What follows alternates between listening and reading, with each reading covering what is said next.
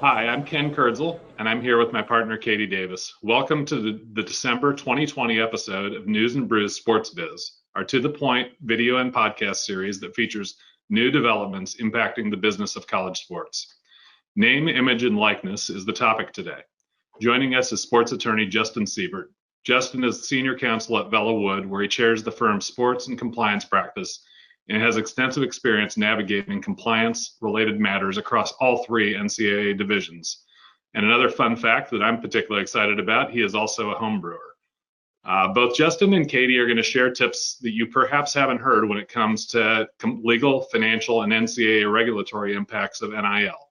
So welcome, Justin, and thanks for joining us today. Yeah, thanks for having me. Glad to be here. Right. So Justin, tell us a little bit about your background and what started your interest in NIL. Yeah, so as you said, I'm an attorney, primarily working in the sports law field.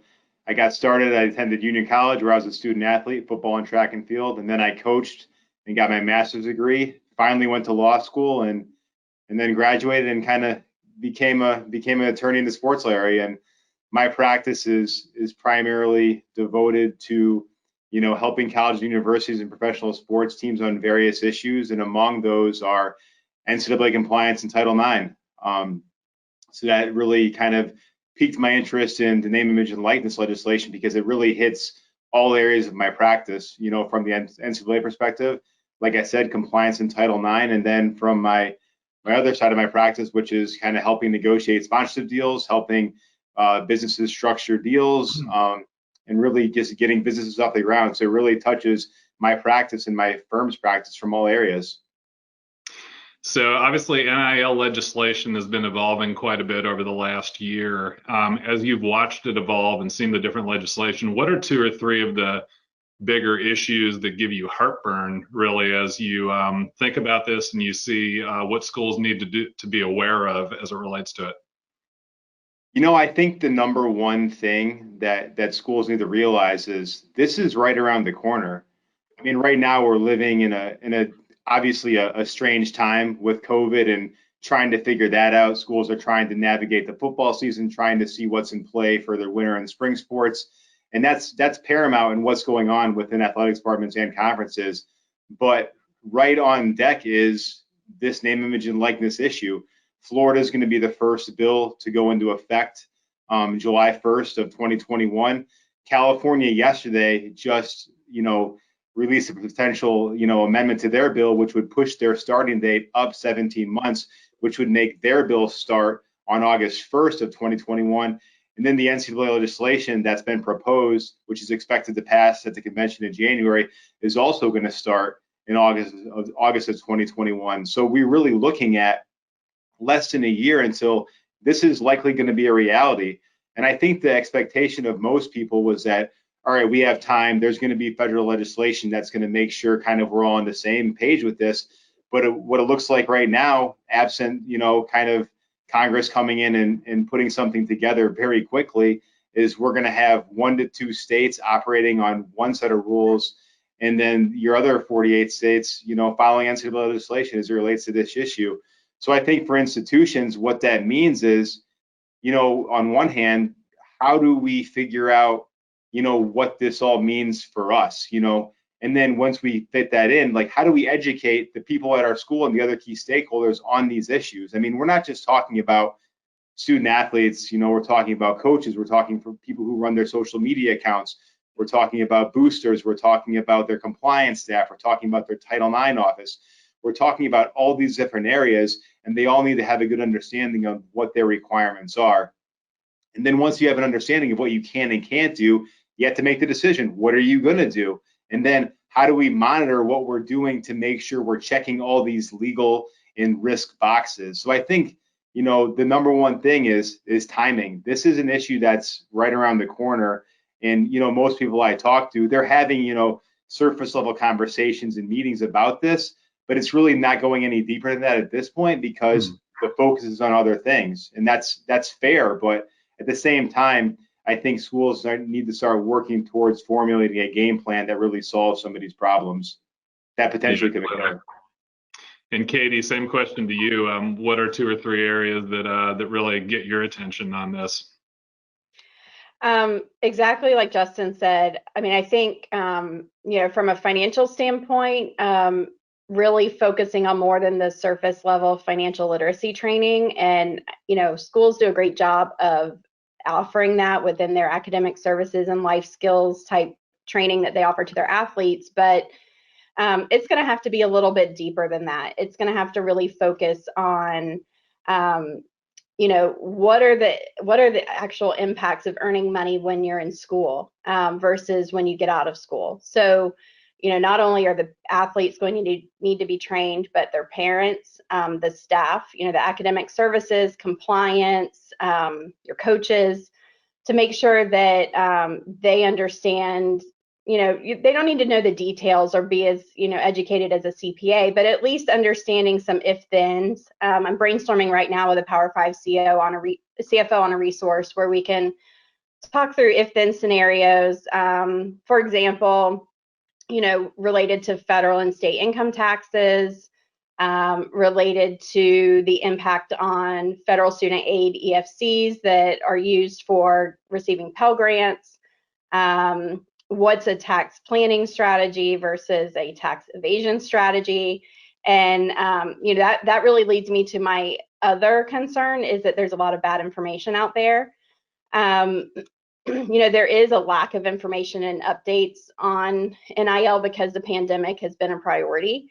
The UNC Center for Research in Intercollegiate Athletics just released a report a few weeks ago that surveyed over 1,200 athletes, and one of the concerns that came out of that was that there really wasn't enough information and education from athletic departments, which makes sense. You're in a pandemic. You don't want to put the cart before the horse, and until legislation's final, you don't want to make speculations, and I get that, but I think in the case of financial literacy and income taxes, those things aren't changing. So if you can get ahead of that and get ahead of some of the bad information, Eric Smith, who is also well known in the industry as the financial literacy coach, sent me a TikTok that a Big Ten school sent him recently, asking if some of the advice that was on that was true. One of the examples was create an LLC and funnel the money to your parents and then gift it back to you, and it would basically be a tax-free event, and that's not good advice.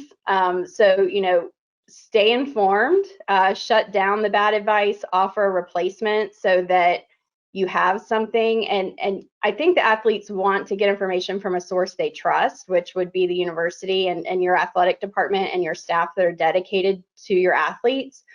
But when you're not informing them and educating them and communicating with them frequently on this, they're going to go elsewhere and get that information. So you want to be really careful there as well. Yeah, and I think it's an easy point that it's fair to say that TikTok is not a great source for tax advice. So, yeah.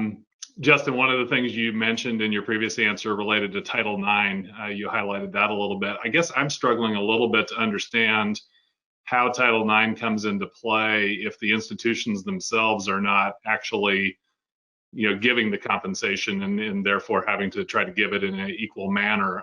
So how does Title IX come into play with NIL?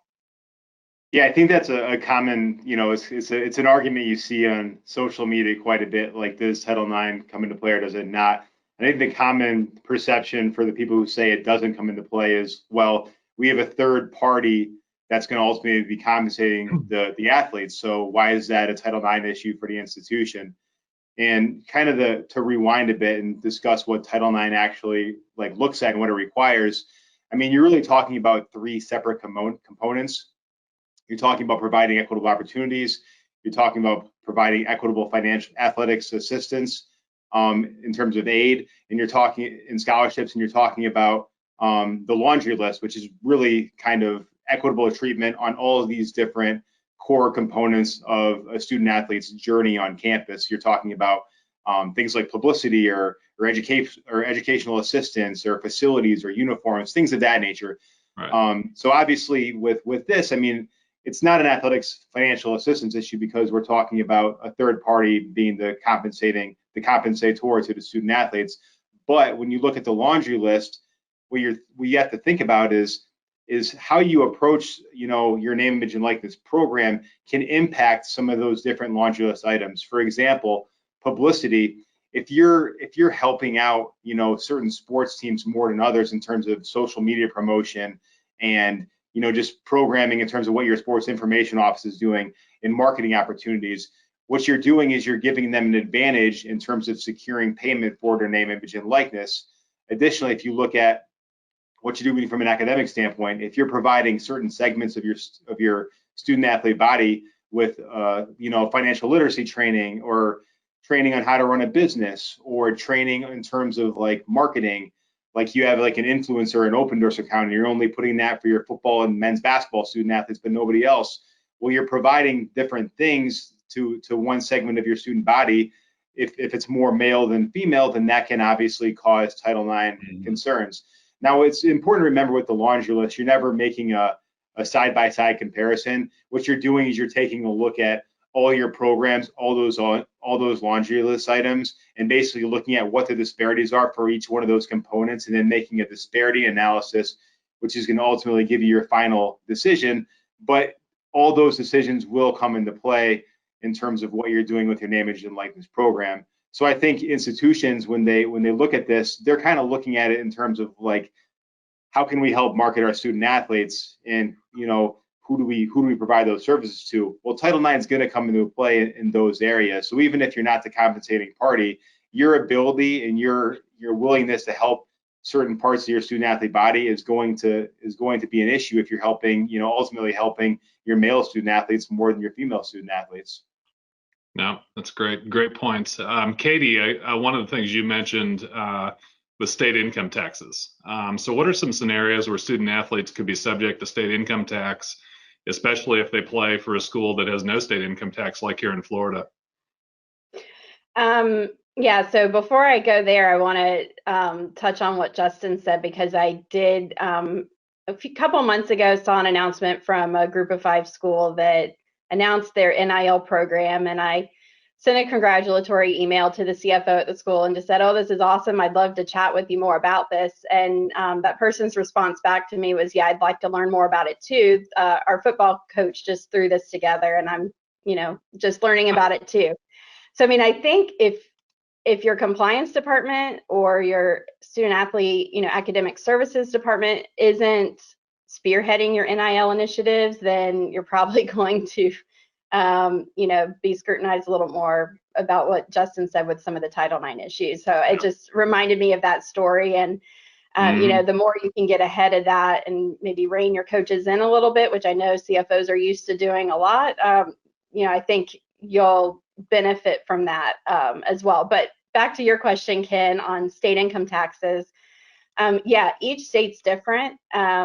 We have a map on our website. So if you go to jmco.com, at the top under industries, collegiate athletics, there's a name, image, likeness page, and that can help you better visualize what I'm talking about here. We have an interactive map that shows what NIL legislation is happening, and it also shows individual income tax rules for the various states. So one example is you have a student athlete who's from South Carolina but comes to Florida to play sports. So the state of Florida doesn't have an income tax, but the state of South Carolina does. Theirs is subject to rates as high as 7% for earnings over around $3,000. So if their parents still live in South Carolina, they're permanent residents of South Carolina, they could be subject to South Carolina state taxes in addition to federal income tax. And then to further complicate that, let's say the athlete is a football player and goes to a bowl game in California or Arizona, Louisiana, Georgia. All of those states are subject to income tax. They all have different rules. But you could, have a gymnastics student athlete that goes to the finals in Texas. There is no state income tax in Texas. But regardless, if they're making an appearance while they're at some of these, playoffs or things like that, and their schools are allowing it and they can earn an income from it, then they could potentially be subject to state income tax in those states as well. all the states have different rules. Some of the states will allow for deductions for taxes paid in other states. Other ones may not. So it's pretty complicated, and I would say it's not something that's just straightforward. And one of the things that concerns me is that with complex issues like this, even if it's not a big deal, and even if, final regulations don't put you responsible for this, at the end of the day, if one of your student athletes gets in trouble for income tax reasons, the headline's going to say tax evasion, student athlete, and it's going to blow back on the university and look really bad for you. So if you're protecting your reputation, you want to be ahead of some of these complexities and at least know what you don't know so that you can ask for help when you need it. Oh, very good points. Justin, what kind of impact do you anticipate on the student athlete's ability to hire agents? I guess what I'm thinking of is, do we foresee a scenario where student athletes are hiring agents even before they've signed a letter of intent with the school, so high schoolers signing, and then what kind of ripple effect that might have in other areas? Yeah, I think with agency guidelines, we're looking at a lot of different regulations. Obviously, the NCAA is updating their agent regulation as it relates to name, image, and likeness rights. They're going to allow representation as long as it's not, to secure professional sports opportunities. So there is going to be some assistance for student athletes in terms of having appropriate representation to make good decisions. The states have some different requirements. The states who passed legislation. Florida has some different requirements to the NCAA in terms of if you're an attorney, you have to be licensed in Florida to do this. And obviously with every state too, each state has agency regulations. Some aren't as forced, is the same aggressiveness as other states. Some aren't enforced at all. So you're going to have some different issues there as well. But I think the key is figuring out, what are your requirements both from a state and a NCAA level, and then really, I think making sure that from a student athlete perspective and from an institution's perspective that you're getting appropriate representation by competent professionals who can really help you in whatever you need their help for. So maybe your representation is to secure a marketing deal. Maybe it's hiring a lawyer to help you start a business, form an LLC, capital raise, things of that nature. It depends what you're looking for, but I think the key is really finding good representation. And from a school standpoint, making sure you're really working with athletes to vet who they're working with. I mean, this is inevitable, and I think there's a common, misperception that all agents, are out for interests that are contrary to the school. But I think in this situation, I think it's really important to have a strong relationship, in a working relationship to understand, kind of what the issues are and to make sure that good decisions are made. Because if you sign with the wrong agent or you hire the wrong attorney, if you're an athlete to help you with some of these things, then you're talking about potential repercussions down the road that are just going to be a headache to deal with. So I think you're looking at a lot of different issues there as well. Yeah. So Katie, what should athletic departments be doing right now to help prepare and protect their institution and their athletes from financial risks related to NIL? Well, Justin said this earlier, but NIL is coming regardless of what the pandemic does, and it's unfortunate timing, but you're going to have to not keep it on the back burner and start really thinking about it. And I would start with internal education and remembering you don't know what you don't know. So at least if you know what you don't know, you can know where to go to get some help. So, you don't have to be an expert in these areas, but, really thinking about what is it, a lot of you are already starting to engage with these third parties out there to help promote your athletes and maximize their NIL, and that's great. Partner with them, but think about the gaps as it relates to financial and legal risks, and how to fill those gaps with resources that you can refer to just to make sure you're protected. So don't forget that. And then I would say educate other campus stakeholders as well. It is a hot topic. People are going to be interested. people that don't understand it in the day-to-day, they get confused by what's a state law versus an NCAA regulation, and then what's Congress doing at the federal level. And so, really educating them on the status of things, especially those that are responsible on campus. If you have an enterprise risk management type framework and you have someone that's monitoring those types of risks, that's a risk you want to have them monitoring. So they really need to understand it. So as long as you can educate your staff internally and your campus stakeholders, go ahead and get ahead of that. And then, you don't want to start too early with your athletes unless you start to hear that they're getting bad advice and creating side businesses and, things like that. You want to maybe get ahead of that, and, remind the athletes and the parents that you are planning to help prepare and protect them as well when it comes to these risks. Right. And Justin, same question to you. What can athletic departments be doing to prepare and protect on the legal side? And are there some resources on your firm's website that they could go to for more information on that?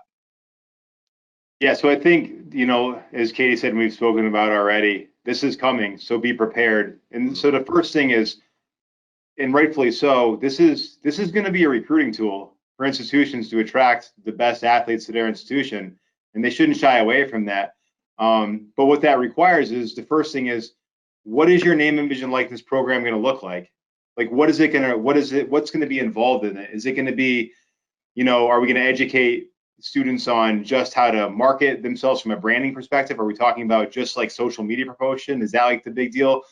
Are we going to go a little bit deeper than that and do some financial literacy training and some basic tax information to kind of help them understand things from that end? Are we going to go beyond even those things? And are we going to talk about how do we run a business? What are the tax implications of running a business? How do you run a business where you do a capital raise? How do you look at employment issues, IP, intellectual property issues? Like, I think this is a really great opportunity for institutions, not just to look at, how do we give our athletes an opportunity to have a brand, but how can we use, the passage of this legislation as part of our overall academic mission? I mean, we can use the name, image, and likeness rights as a catalyst to really providing students with a broad-based foundation of just business knowledge. I mean, we're talking about so many different issues, from marketing to legal to tax to finance. All these different things come into play. So why not use that and create a program where you're benefiting student athletes, not just for the short term when their personal brand has value, but for the long term, where they're going to leave your institution with the ability to really do something, really good that's going to influence the rest of their life. That's really important. And that should be, I think, how these programs should be primarily looked at. Once you have an idea of what that program looks like, that's when you got to figure out, okay, how can we run this program without getting ourselves in trouble? Because obviously, at the end of the day, the institution also needs to look out for protecting itself. So what are we looking at from an NCAA compliance perspective? Obviously, the NCAA is going to have different rules. There's going to be a third-party administrator that's allegedly going to be looking at some of this, although the details are extremely fuzzy and shifting as it relates to that. But I mean, so some of the things like the NCAA legislation proposal says, it's the institution's option whether you're going to allow athletes to have agreements that can conflict with your current agreements, in terms of, can the same, entity sponsor the institution and the athlete, and that's going to be institutional discretion. So with that in mind, if you're going to allow, some of those things to happen, how do we look at both of those agreements to make sure we're not breaching our own contracts? If we're going to run a program, how do we educate? How do we publicize, certain athletes to make sure we're not running afoul of Title IX? From an NCAA compliance standpoint, how do we monitor this? How do we monitor these details to make sure we're not violating NCAA rules and ending up in front of the Committee on Infractions? As it looks right now, I mean, if you look at the typical compliance office, especially your non-Power 5 institutions, we're talking about 1, 2, or 3 people, kind of being the lead and taking on all the compliance responsibilities for themselves. It's 1 or 2 people. How are we going to add this to their plate? You can't have the same type of program your Power 5 school is going to have and then expect your compliance officer to run it. That's an impossible ask. And if you ask them to do that, guess what? Violations are going to happen, and you're going to pay more money on the back end than on the front end trying to figure it out from the start. So I think institutions, to summarize, number one, what do we want to do? What do we want to offer? How are we going to offer it? Who do we need to bring in to help us, make those offerings? Is it all internal? Are we going to bring in external partners to help as well? And who are the right parties to do that? Who are the experts in accounting and tax? Who are the experts in NCAA compliance? Who are the experts in Title IX? Who are the experts in marketing? Who are the experts in, venture capital? Who do we bring in to solve each one of those issues? If we can do it on campus, great, because it's going to be cheaper. But if we can't, or if there's just like not the bandwidth for those people to help, then we need to bring in external partners if we're going to make that an offering. And then once we do that, what do we need to do from a risk management standpoint to make sure the things we're doing don't get us in trouble from an institutional perspective? So I think those are the big things. So going back to your final question, if you were looking for resources from us, velawoodlaw.com, I've written a bunch of different articles on name, image, and likeness legislation. One of the main ones is going to summarize kind of where everything's at, both from a federal perspective, looking at those bills, what they say, where they're currently at in Congress, looking at all the different states that have both introduced and passed legislation, what their bills say, what they allow and don't allow, and also what we're looking at from a regulatory standpoint, looking at what's happening with the NCAA, Divisions 1, 2, and 3, looking at the NAIA, and also looking at what some of these the lobbying groups are kind of introducing, what they think legislation should look like. It kind of does a compare and contrast of all those different things. In addition to that, I have a couple of trackers. One is posted right now, and that looks at all the different states and the federal bills and kind of gives you a synopsis of where those are at. And then finally, which we're going to probably have coming out later this week, I have a past legislation tracker, which is going to allow for a simple side-by-side comparison on 10 or so key issues from an NCAA perspective, and then the 5 states who have already passed legislation, those being Florida, California, New Jersey, Nebraska, and Colorado. It'll basically allow you to say, what does this legislation look like for allowing the use of institutional marks? And it'll kind of allow you to look at, on a cross-panel, view of what those 6 different components have said on that specific issue, which is important for schools when you're kind of trying to analyze, well, what's going to happen in Florida versus what we're going to be able to do. It's going to allow for a really simple side-by-side comparison. It won't be overly wordy. It'll just say, hey, here's what it is, here's what you can do with it, and go from there. So that'll be available on our website later this week. Great. Well, both of you shared a lot of great information this afternoon. Our final question, we'll start with Katie. What are you enjoying as far as brews today? So I wanted to get in the holiday mood, and I posted a few options on Twitter last night just to get some votes and input because I couldn't decide. I went with the St. Bernardus Christmas Ale. It's a Belgian style holiday beer. It's pretty good. Excellent. How about you, Justin? And Justin, I'm sure yours. I hope one of yours is a home brew. It is a home brew. So I have St. Nick's holiday sauce, which is a gingerbread stout that I brewed. So it's a pretty good choice. It's the holiday spirit. It's a little bit of a heavier beer, which is good since we're on such a cold wave in Florida of 50 to 55 to 60 degrees today. So yeah, that's what I'm having right now. Very good. Well, I'm drinking Accumulation from New Belgium, which is a white IPA. It's fine, but I think I'd rather probably be drinking what you made, Justin. It sounds better actually. So, and as you mentioned, it is a cold wave here in Florida. Dropped all the way into the 50s today. So, so we're all bundled up. But yeah. Well, Justin, thank you for joining us today. It was a pleasure, and we thank our listeners for tuning into News and Brews Sports Biz as we advocate for college athletics financial voices to be heard. If there is a topic that you'd like to see covered on a future episode, or if you'd like to join us, please contact us through our website, jmco.com. In the meantime, you can follow us on social media for more news as the collegiate athletics landscape continues to rapidly evolve. Cheers.